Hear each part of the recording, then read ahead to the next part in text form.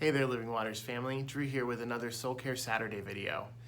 So, something that's been on my mind so powerfully over the last week or so is the idea of celebration. And for many of you, that might not be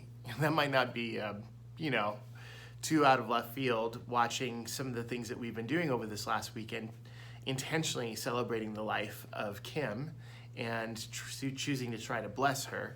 Celebration has just been really a big focus of my life over the last week, and quite honestly, this weekend is also my birthday, so I'm celebrating, and so the topic has kind of been ruminating in my heart and head. Well, Philippians 4:8 says this, and I'm going to read this from the Passion Translation. It says, "So keep your thoughts continually fixed on all that is authentic and real, honorable and admirable, beautiful and respectful, pure and holy, merciful and kind, and fasten your thoughts on every glorious work of God, praising Him always."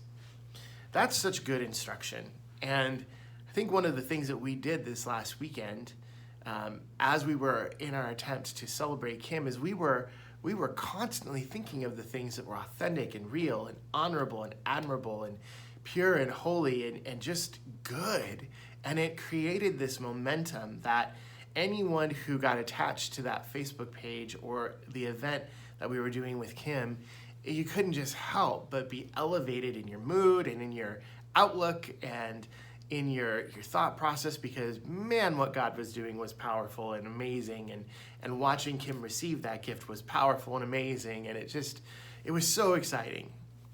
And as I've been processing that, I saw on that particular Facebook page that one of the people connected with it made this observation that it was such a good antidote for their life that during this last weekend, in a season and time where culture is full of pain and full of brokenness and full of division and full of complicated issues and full of fear and full of anger, to have a whole weekend whereas social media was hijacked by celebration was so good. And he even made this challenge of like, can we keep this going? Can we find people to celebrate and continue that process? And it got me to thinking how profoundly our hearts, our minds, our well-being shifts when we make celebration a priority.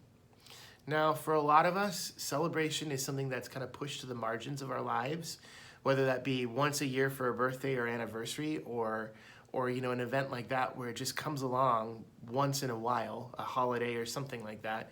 And we push all of our celebratory energy back to those few days, and then the rest of the year we just plug along. But what would it look like if we made an intentional effort to celebrate every day, to celebrate something, to look for the praiseworthy, to look for the good, to work for the noble, to look for the admirable and call it out and speak it on a daily basis? My word, I imagine that so many of us would be approaching life from such a different perspective, from such a different starting point if the starting point of our day was from celebration. So here's a challenge I'd like to give to our Living Waters community, because it proved to be so potent this last week. Find something to celebrate. Find someone to celebrate. Find a platform to celebrate, and saturate the next couple weeks with celebration.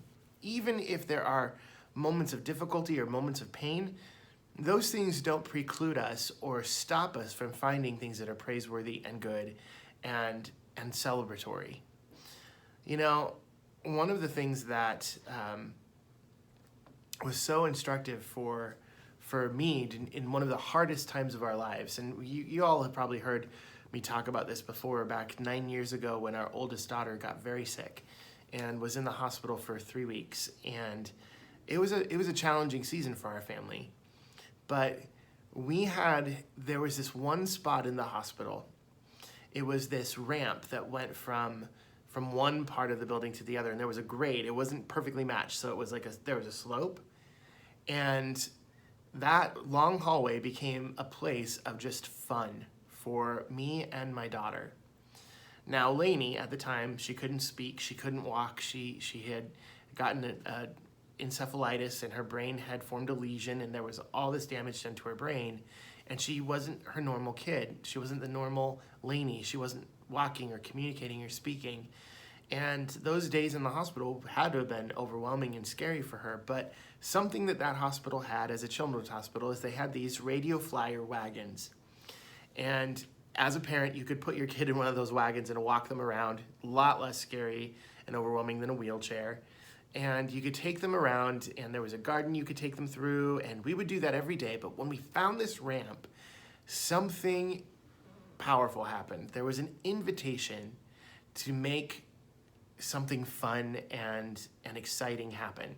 And that ramp became the scene of a game we would play, Runaway Ramp, where someone in our party would be up at the top of the ramp with Lainey in the wagon, and I would be at the bottom, and they'd just let it roll.